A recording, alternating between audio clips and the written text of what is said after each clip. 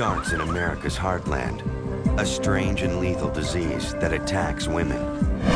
Hospitals struggle to treat the victims as a regional outbreak turns into a national epidemic. The crisis grows as the death toll rises. Public health officials must race to solve the mystery, to track the source of this deadly infection before it can kill again.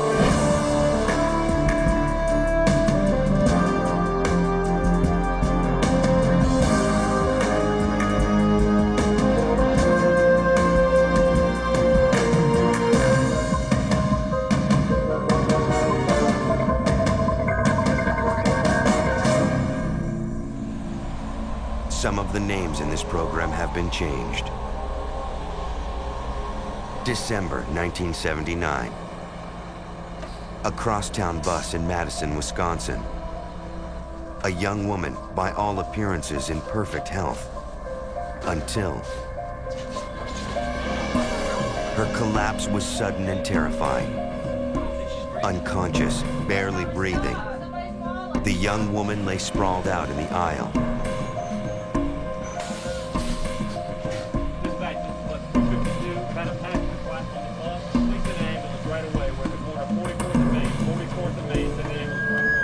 Responding within minutes, paramedics rushed to the scene.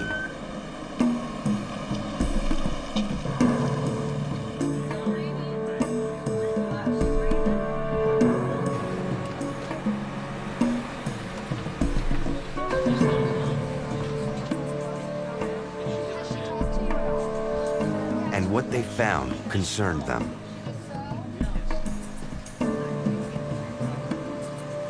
The young woman had a high fever, her pulse was weak, and her blood pressure was dropping rapidly. Fortunately, the University of Wisconsin Medical Center was only moments away. By the time they reached the emergency room, she was going into shock.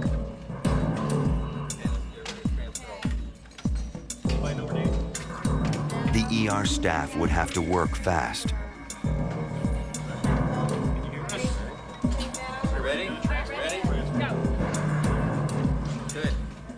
Start getting vital.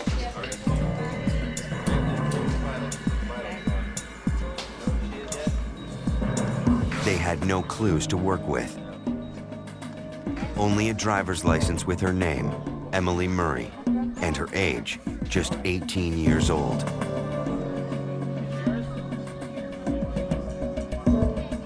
Meanwhile, her blood pressure was continuing to plummet, and an odd pink rash had appeared on her face and hands.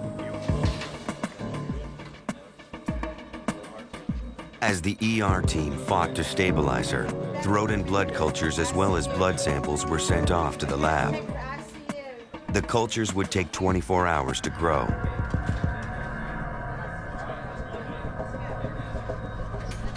Emily was moved to the intensive care unit,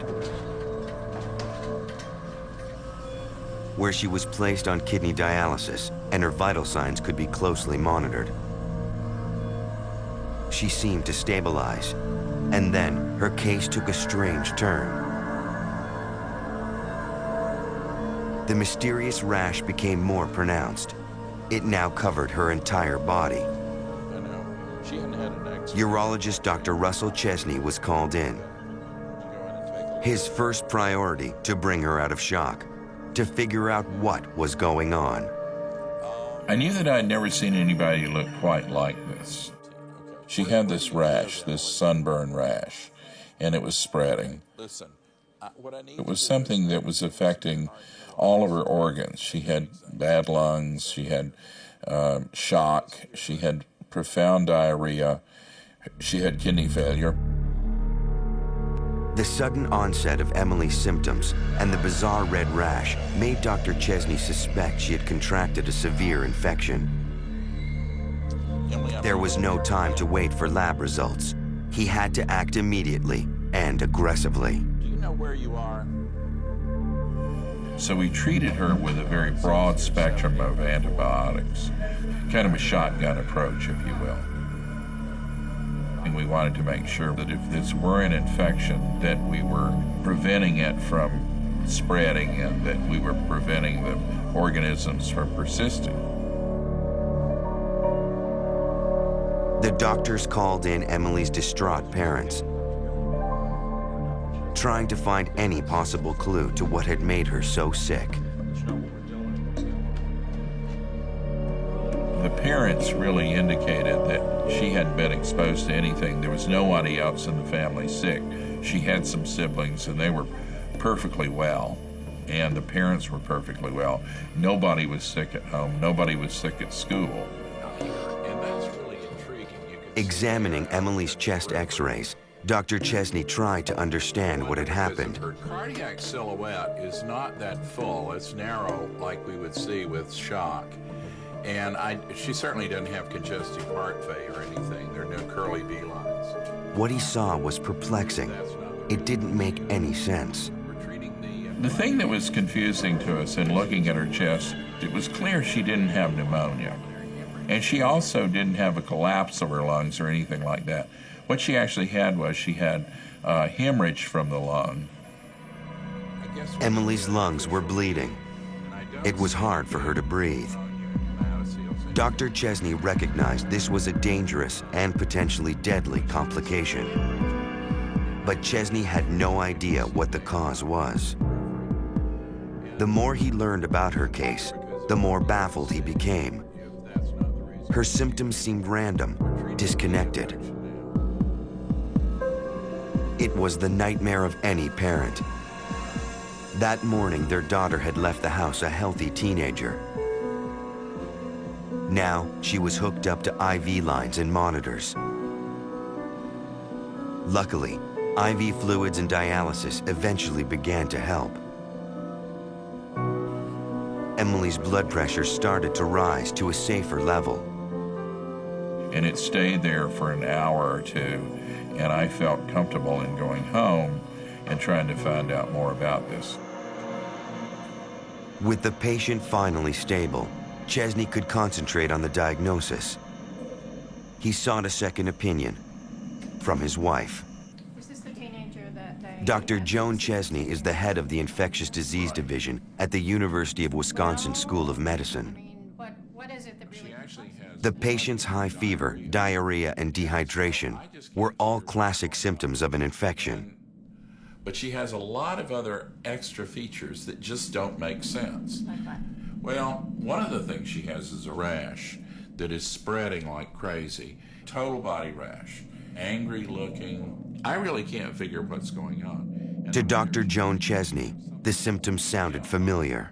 Let me ask you just one question. Does she have bright red eyes? A red rash and red eyes.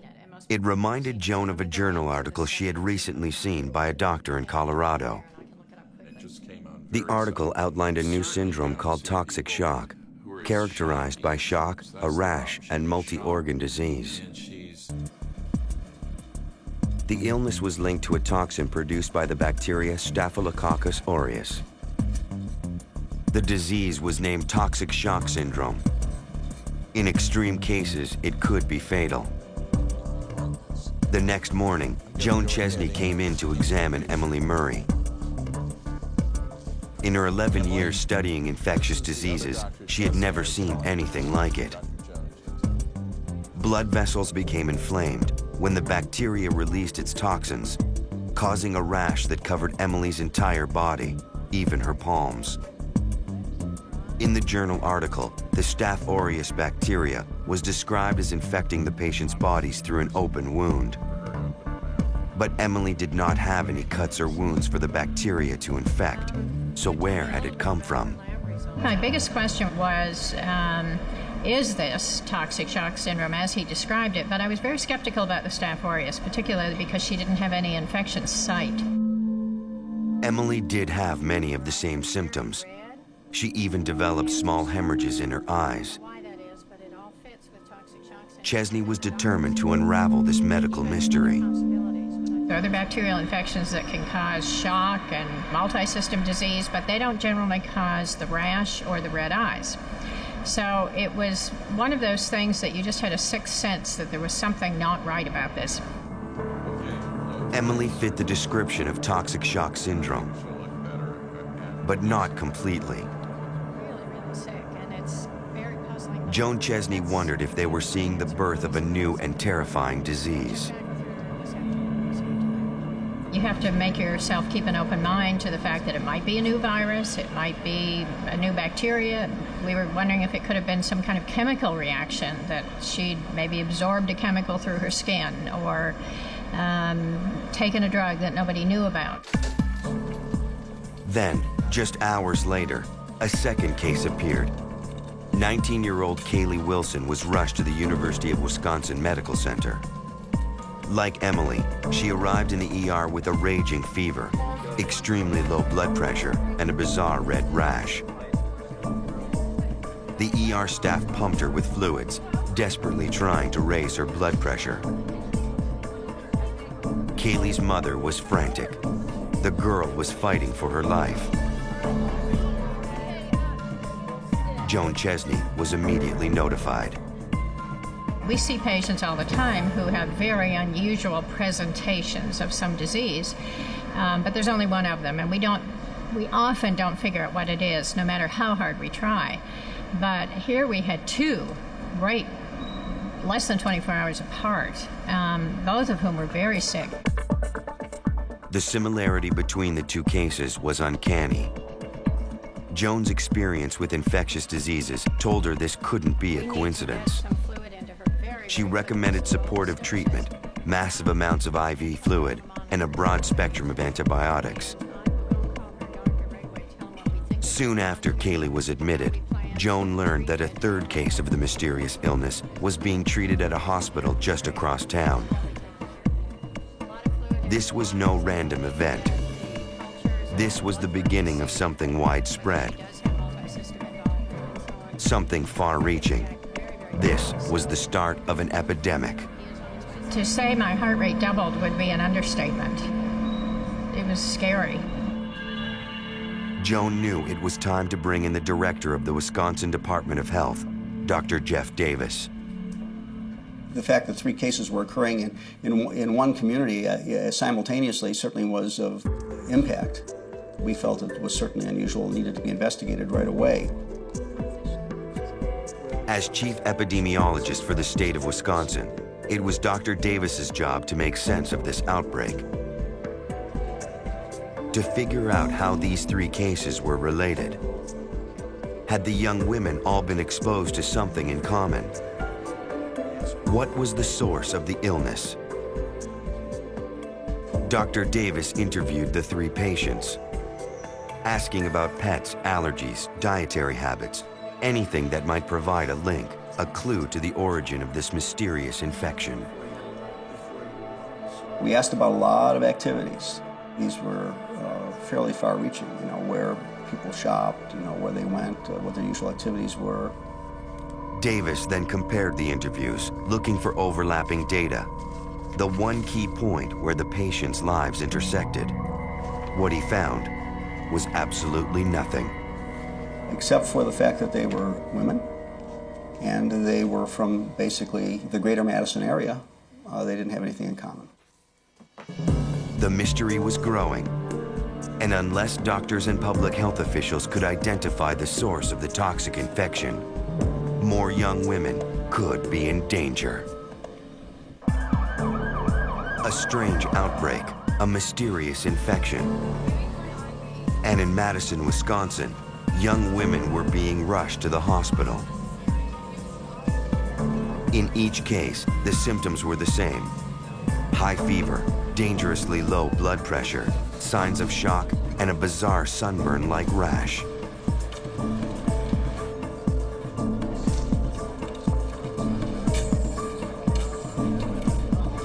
As doctors struggled to keep the women alive, health officials worked round the clock to find the cause. Wisconsin State epidemiologist Dr. Jeff Davis combed through the women's medical records, searching for clues. What did these patients have in common?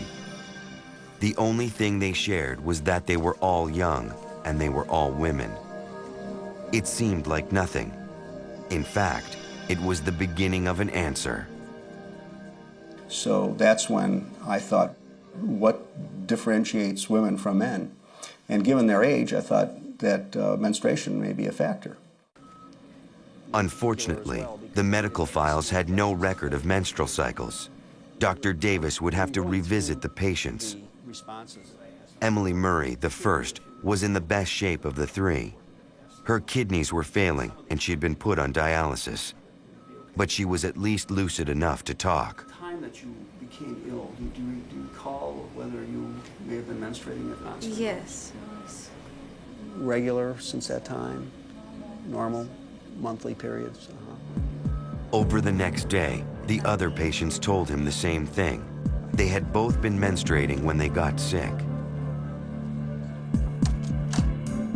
At last, Davis had found something all the patients had in common. But what did it mean? Was it even significant? He shared his findings with infectious disease expert Dr. Joan Chesney. She was skeptical. My reaction was, well, Jeff, if you take any group of young women at one point in time, you know, a significant number are going to be having their period. And he said, well, I know, but I just can't find anything else. But Davis's interviews uncovered another clue supporting his suspicions. One of the women had suffered similar but less severe symptoms a month before. The implications were frightening. Had the young women taken a pain reliever that was contaminated, a tainted batch of oral contraceptives? Davis and Chesney wondered if other doctors in the area were seeing the same strange illness. It was time to get the word out, to get as many brains working on the mystery as possible. We felt a real sense of urgency to let other people know as quickly as possible and to see if people had seen it, not recognized it, to be sure we picked up any additional cases. Dr. Chesney presented her cases at a hospital conference on infectious disease. Thank you all for coming. We wanted to tell you about 3 patients that we've seen in the last 2 days. And we wanted to bring it to your attention so that if any of you saw a patient with this in the next few months, or if you've seen a patient with this over the last 6 months, please let us know. I'm sure it's not just going on here in Madison, but it's probably... When she asked if anyone had seen patients with similar symptoms, a medical resident spoke up. Dr. Chesney, I saw a similar patient 6 months ago. He had treated a young woman in her teens a few months earlier. Dr. Chesney asked to look at the patient's records. We're all quite concerned about it right now. Thank you again for letting us come today. As she reviewed the file, Dr. Chesney saw all the telltale signs. Look, she was in shock at the time, and she had a rash, just like I told you earlier. Right, and the red eyes you had mentioned to me. The key thing is whether anybody recorded that she was having her period when all of this started. Did you find it? Here it is. They did document that she was having her period at the time of her symptoms. This was yet another documented case of the mysterious illness. Wisconsin was firmly in the grip of an outbreak. Soon, another teenager was being admitted to the Wisconsin Medical Center. Like the other women when she arrived at the ER, she was disoriented and covered with a bright red rash. Is she allergic to anything? I think she's allergic to penicillin. Has she been on penicillin recently? No. Joan, have you heard there's another teenager in the emergency room with a diffuse rash and shock, and they'd like you to come now, please? Hi, Allison. My name's Dr. Chesney. This new patient was also menstruating. She feels we do have a clue, we think, as to what's going on here. And Dr. Chesney had been developing a theory about the source of infection. Since the patients were all menstruating at the onset of illness, Chesney ordered a vaginal culture to test for bacteria.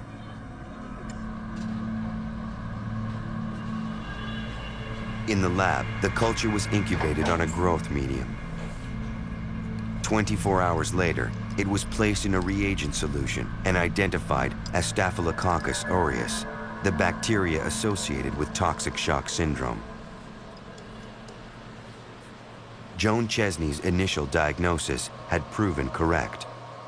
And sure enough, it was what we call a pure culture. That was the only bacteria that grew, and it was a heavy growth. So that was our first hard clue that maybe our thoughts were going in the right direction. For Dr. Jeff Davis, the epidemiologist, it was time to place the entire state on alert. He notified over 3,500 physicians that Wisconsin was facing an outbreak of the deadly toxic shock syndrome. He requested information and sample cultures from any patients who displayed symptoms. It was important to get this letter out because they needed to learn about the illness. They needed to know what was occurring. We made recommendations for what laboratory tests to obtain, and so that expanded their ability to get the appropriate tests. In a time before email, Davis's letter on toxic shock was distributed the old-fashioned way, by U.S. mail. But all across the state, physicians got the message: watch out for unusual cases. It was really that very, very unique combination of symptoms and signs that we tried to let people know about. And, don't give them some penicillin and send them home because they won't be better in the morning. You need to get them to the hospital right away. The response was overwhelming. Hospitals statewide reported cases of the deadly illness, not just one or two, but hundreds of them. Young women all over Wisconsin were infected with toxic shock syndrome, and health officials had no idea why. In 1980, dozens of young Wisconsin women were coming down with a disease no one had ever heard of before: menstrual toxic shock syndrome. The local doctors were baffled. More cases were appearing across the state. And then, several weeks into the outbreak, the Wisconsin Department of Health learned that 3 women in Minnesota had also been hospitalized with unusual symptoms. Epidemiologist Jeff Davis was baffled. Toxic shock syndrome is not contagious. How would it spread to another state? We discussed the importance of reporting this to CDC, because clearly this was going on in a couple of states. At the Centers for Disease Control in Atlanta, Dr. Bruce Dan was part of the investigation. To suddenly hear that women in Wisconsin and Minnesota were having the same symptoms, and not just the same symptoms, very strange collection of symptoms. You don't have to be a really trained epidemiologist to realize you had a real epidemic on your hands and something very strange was going on. Fever, vomiting, diarrhea. In all his experience with the CDC's Epidemiologic Intelligence Service, Dan had never encountered toxic shock syndrome. He tried to learn all he could. It was important for us to talk to a lot of experienced investigators, infectious disease experts, who had seen years and years of disease, especially in medical centers and universities where they get referred lots of very unusual cases. And they said, we have never, ever seen anything like this before. You guys are handling something totally new, totally unrecognized as far as we're concerned. The CDC's investigative team rolled into action. To learn the scope of danger, health departments across America were contacted by CDC lead investigator, Catherine Shands. We needed to figure out whether this was a regional outbreak or a national outbreak. And so we began to put out the word and ask people, had they seen this illness in other locations than Wisconsin and Minnesota? Only 2 things were certain. Toxic shock syndrome was dangerous, and it was spreading. On Sunday, February 8, 1980, Ronald and Jeanette Dulick were on their way to church. Geraldine, their 16-year-old daughter, was running late.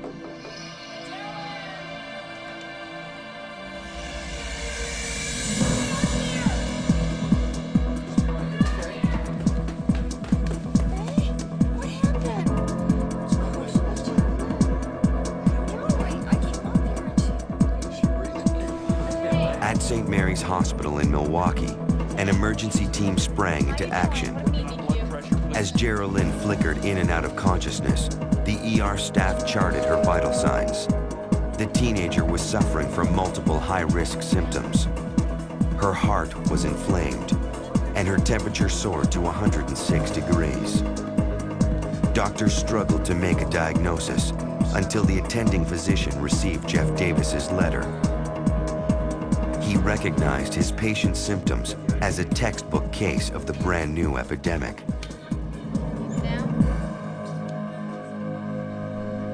Meeting with Geralynne's family, the doctor asked if she had been menstruating when she became sick. She had. Their answer confirmed his diagnosis: toxic shock syndrome.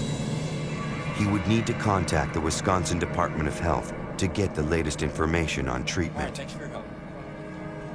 With her life hanging in the balance, Geralynne was given fluids to rehydrate her and help raise her blood pressure. She was also given an antibiotic to combat the staph infection. If Geralynne stood any chance of survival, treatment would have to take effect quickly. News of the 16-year-old's desperate condition reached Neil Rosenberg, a Milwaukee-based health reporter. He was intrigued by the mysterious illness. When I first heard about Geralynne Dulac, it came not with a name, but fear in the voice of an anonymous caller. I was sitting at my desk, looking for a story as I usually do, when the phone rang, and there was a person who said a young woman was seriously ill, critically ill, he said, on the south side of Milwaukee from a killer virus. Tracking the story, Rosenberg contacted Dr. Jeff Davis at the Wisconsin Department of Health. He learned the mysterious illness had a surprising connection. He gave me a graphic description of the symptoms. And at one point in it, I said, "Is there any common link?" He said they were all menstruating. And that really threw me for a loop. And I said, "Well, what do you think that means?" And he says, "We really don't know, Neil. That's what we're looking into." Rosenberg's story made front-page news. For Jeff Davis and the Department of Health, it also opened a floodgate. That article had a lot of information about toxic shock syndrome. And I started getting a lot of phone calls, a huge number of phone calls. And so that article had an extraordinary impact. Hundreds of calls began pouring in. Physicians called to report suspected cases. Women called to share their stories of surviving a bout with the deadly syndrome. Astonished by the response, Davis launched a case study to analyze the data. Health officials worked non-stop gathering information. They had to find the link between toxic shock syndrome and menstruation.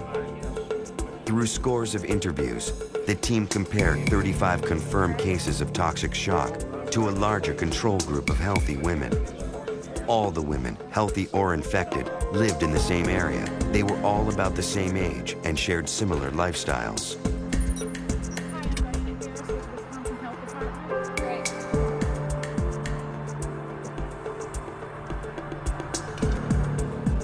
The health department also conducted field interviews with the participants. Thank you for letting me come over. I just want to ask you a few questions about your recent hospital. Some of the women described feeling unusually sick every time they got their periods. I got this rash all over me. It looked like sunburn, and I was just feeling sick. But their symptoms had not escalated, unlike Geralynne Dulac.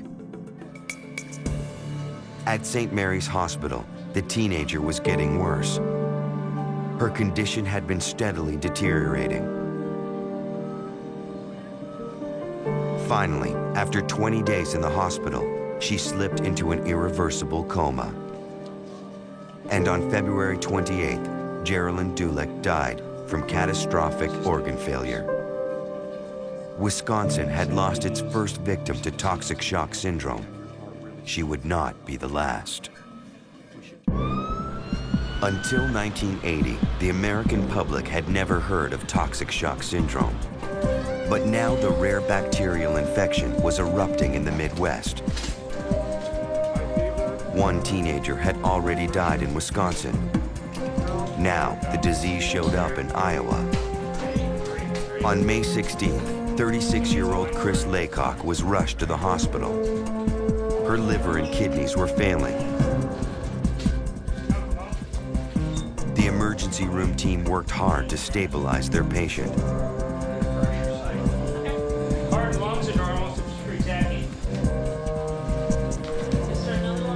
They called in the hospital's infectious disease expert, Dr. Charles Helms.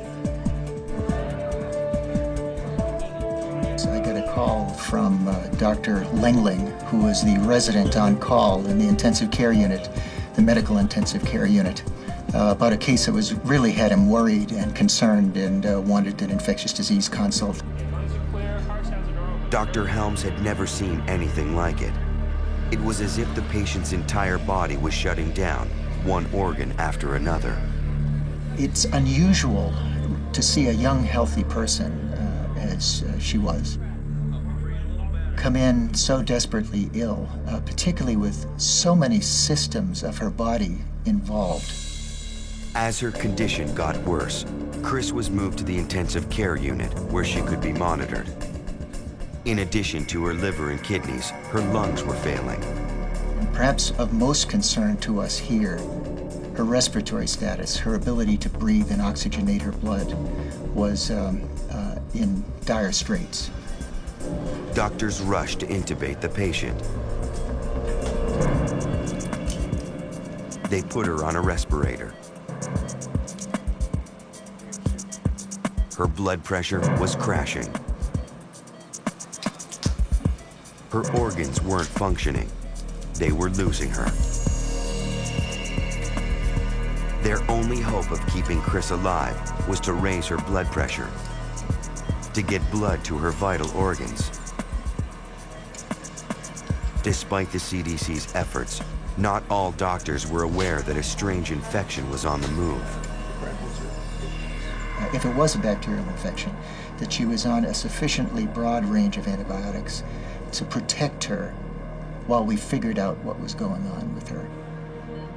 Chris Laycock was placed on life support in the ICU. Her family sat by her side as she slipped into a coma. But Chris was not alone. Toxic shock was now a national problem. At the CDC, the calls were streaming in. Hundreds of girls were sick, and some were dying. Epidemiologist Bruce Dan tracked the outbreak. It was happening nationally in a dozen states all over the country. Suddenly, young, previously healthy women who were going about their life, going to high school, going to college, going to work, raising kids, suddenly get ill as if they had the flu, and some of them would be dead in the next 12 or 24 hours from a totally unknown cause. That's frightening. Continue to work on this. The CDC task force kept running totals of confirmed toxic shock cases. Reports were coming in from all over the country. Nationwide, the death toll had risen to 7. As the numbers kept pouring in, we got more and more calls saying we've seen another case and another case and another case. There was a lot of pressure to say we have to solve this very quickly, find the answer to stop this epidemic and save a lot of lives. The CDC put together an MMWR, a mortality and morbidity weekly report on toxic shock syndrome. It was an alert to physicians and hospitals all across the country. The MMWR would help doctors make an early diagnosis of toxic shock patients. It's basically the CDC's mechanism for getting information out to doctors, nurses, health officials across the country. It's also a mechanism for getting information back in. The CDC's report arrived at the Iowa hospital just in time.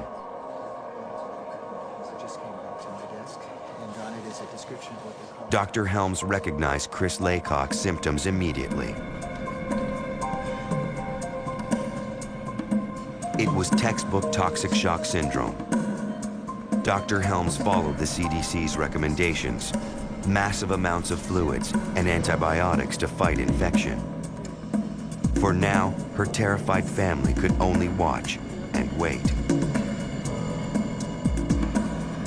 Back at the CDC, the numbers continued to rise. 107 cases had now surfaced in 33 separate states. Clearly, this was the beginning of a nationwide epidemic. But what was causing it? Your first hunch, if you want to play hunches, is probably maybe these are women who got a bad batch of some medication that women commonly take during their menstrual period for aches and pains and so forth. But you can't play your hunches when you're dealing with something like this. You have to do a real study. And so the CDC launched a nationwide hunt to discover the cause of toxic shock. You've got the names of 50 women from their medical records in hospitals across the United States. How do you find them? How do you call them? Where are they now? For each patient, they needed to interview 3 control subjects. They asked each of the patients for the names of 3 friends. So it's not just a matter of making 200 phone calls, but maybe 400, 800, 1,000 phone calls to get hold of all these people. It took a huge amount of work, and we had a very short time to do it. With the days passing and more women falling ill, health officials raced to get to the bottom of the mystery. So we devised a questionnaire, about 125, 150 questions, asking everything we could think about their current health status, medications they may be taking, certainly everything we could think of about their menstrual period. Do you wear pads or tampons? Do you exercise during your period? Do you jog? Do you take showers? Do you take baths? What do you do unusual or not do unusual during your period? To get an idea of what would make the cases different than the controls. Why did the one group of young women get toxic shock syndrome and get violently ill, and other women were totally healthy? And it was clear to us that if you asked enough questions, you would probably find out why women with toxic shock syndrome were different than other women. Turns out the answer surprised us. After weeks of medical detective work, the CDC investigators had found the common link. There was one thing that set the women with toxic shock apart. 100% of them used tampons. What could it be about tampons that would cause this severe disease and cause women to die? They've been in use for 50 years. 50 million women a month use them in the United States. There are all kind of brands out there. They were commonplace. And it didn't make a lot of scientific sense from a biological point of view. What could it be about a tampon that could kill you? But because of the potential threat, The solution to one mystery was the beginning of the next. CDC investigators presented their startling findings to every tampon manufacturer in the country. We invited the tampon manufacturers to come down to Atlanta to CDC to discuss with us, first of all, to tell them what the results of our study were, so they would be aware. And secondly, to find out from them, tell us about tampons. How are they made? Where are they made? What are they made of? The executives agreed to provide the CDC with the information. But on one point, they were unequivocal. They had no intention of taking their products off the market. They believed the scientific proof was lacking. Still, CDC investigator Catherine Shands felt the evidence linking tampons to toxic shock was clear enough. The disease needed 2 things to occur. One was the presence of Staph aureus, and actually an infection with Staph aureus. The other was the use of tampons. And so the CDC went public with their findings. They needed to warn women about the potential threat. But the mystery was far from solved. Dozens of questions still lingered. Investigators needed to conduct a second study to determine why tampons were making women sick. What caused the infection? Had specific brands become contaminated? So we collected tampons to test them in the laboratory to see if any particular tampon, any brand, any style, from any kind of manufacturing location might be contaminated. And though we looked at hundreds and thousands of tampons, hundreds and thousands of hours of laboratory time to look for that, we couldn't find any particular tampon that were contaminated with anything that would cause a disease. The story of the outbreak made national headlines. All over America, women were confused and terrified. This was also under sort of a national spotlight. And suddenly, not only do you have the spotlight on you from just your local colleagues, but the director of CDC, the Surgeon General, the Department of Health and Human Services Secretary, and even the presidential office is looking very quickly at you to say, hey, this is a real problem. Are you guys going to solve it? Throughout the summer and fall, the epidemic raged on, and panic began to set in as more and more women found themselves in a battle with a mysterious disease, fighting for their lives. All across America, women were dying, and health officials didn't know why. As scientists raced to find answers, more patients were being rushed to the hospital.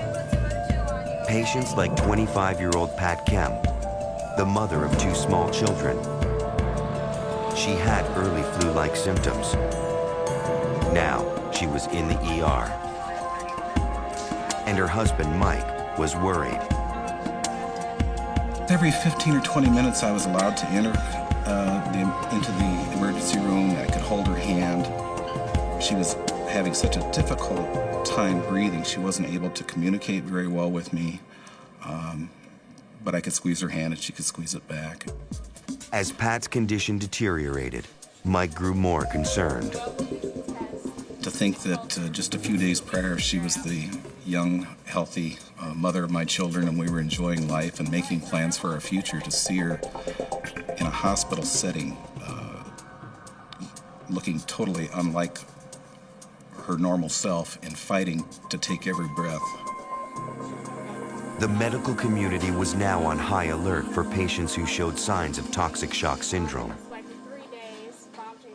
And Pat Kem was a classic case. Admitted to the ICU, Pat was treated with antibiotics to fight the infection. But her situation was grave, and Mike could see she had taken a turn for the worse. I was so alarmed at how her coloring had changed, and later I understood that that was because her blood vessels were bursting under her skin due to the toxins and the poison in her body. And I said, well, doctor, what's the worst thing I can expect? And he said, Mike, that's a good question to ask. You know, my fear was, would she have lung damage or brain damage or some other organ that could be damaged by all this? And he said, you know, that's a fair question, but our fight right now is just to try to keep her alive. And at that point, it dawned on me just how critical she was. I understand. Even as Pat Kem lay on that hospital bed, the CDC was working around the clock to pinpoint the source of her infection. Was it a style of tampon, one specific brand? That's when investigators had a breakthrough. In this particular study, one particular brand of tampon accounted for about 2/3 of all the cases. And it was a brand of tampon that only about a fifth of women in the United States were using. So something was highly risky about this tampon. The brand was a relatively new product that had been aggressively marketed as a super absorbent tampon. The manufacturer had spent millions of dollars promoting it to women nationwide. They told us that they had made changes in the composition of tampons over the last several years. Prior to 1975, all tampons had been made of cotton and rayon, and they had begun introducing high absorbency chemical materials into tampons to obviously to increase the absorbency. The FDA acted swiftly and pulled the brand from the shelves. When they did that, the number of cases of toxic shock syndrome dropped off dramatically. And not surprisingly, if a tampon is responsible for 2/3 of the cases, removing that tampon from the market as quickly as you can will reduce the number of cases. The CDC got the word out. Tampons were directly linked to toxic shock syndrome. But for Pat Kem, it was already too late. Despite the doctor's rapid diagnosis, she lay in a coma, unable to breathe on her own. And I would spend the evening with her at the hospital. She squeezed my hand, and tears were flowing down her cheeks, and those tears were red because of the blood vessels bursting in her eyes and so on. On September 6, 1980, Pat Kem lost her battle with toxic shock syndrome. another victim of this terrible plague. But the story wasn't over. Although one brand of tampons had been pulled from the shelves, more cases of the infection turned up at hospitals around the country. Women were getting sick while using other brands, and no one knew exactly why. Absorbency levels seemed to be a factor, as well as how long they remained inside the body. To alert the public, the FDA required tampon manufacturers to include information in their packaging about toxic shock syndrome and how to avoid it. In Iowa, Chris Laycock spent weeks lying near death. Finally, the aggressive antibiotic therapy kicked in. Her body fought off the Staph aureus bacteria. Chris's doctor, Richard Helms, credits the research of the CDC for saving her life. Chris was fortunate that she came in to a hospital in this country at that particular point in the evolution of American medicine, where we had a syndrome, where we had an approach to that syndrome, and that syndrome included treatment of Staphylococcus aureus. Never been. Nearly a month after she was admitted, Chris Laycock was released from the hospital. Today, she's still thankful for Dr. Helms' quick thinking. They saved my life. There's no doubt about it. They saved my life. They were on top of it. They had to try a lot of different things. You have to realize that my kidneys failed. I went into congestive heart failure. I was being kept alive by life support, and they kept me alive. And I'm very, very, very grateful to them. In the span of one unfortunate year, hundreds of young women were infected with toxic shock syndrome. 37 of them died. Dozens more suffered lingering pain and trauma. But women like Chris Laycock, like Emily Murray and Kaylee Wilson, all survived in the end. In the following years, researchers got a much clearer idea of what had caused the outbreak. The tampons were the culprit. The new synthetic materials simply worked too well. They became tiny incubators for disease, the perfect growth medium for the Staph aureus bacteria. Manufacturers went back to old-fashioned cotton and rayon, and health officials got out the warning: the need to change tampons regularly and watch for flu-like symptoms. The outbreak taught larger lessons as well. I think one of the lessons of toxic shock syndrome is that, just as much as we've learned about bioterrorism and anthrax lately, is that you need to have a group of highly trained professionals who at a moment's notice can look into, solve, and fix an epidemic. One of the things about epidemics is you never know where they're going to happen or where they're going to come from. The key is early detection and swift reaction. Mike Kem and his wife's sister Carol have become advocates for women's health.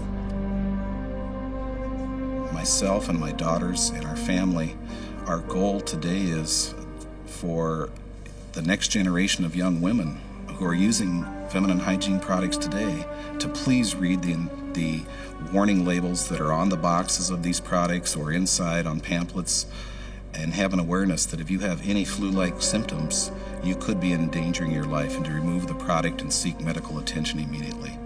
That simple warning came 30 or 45 days too late to save my wife's life. Today, nearly 20 years after the first outbreak, the numbers of syndrome cases caused by tampons have declined sharply, but they have not disappeared. Hundreds of incidents are still reported each year. Thanks to new diagnostic tools and early detection, many of those lives can now be saved.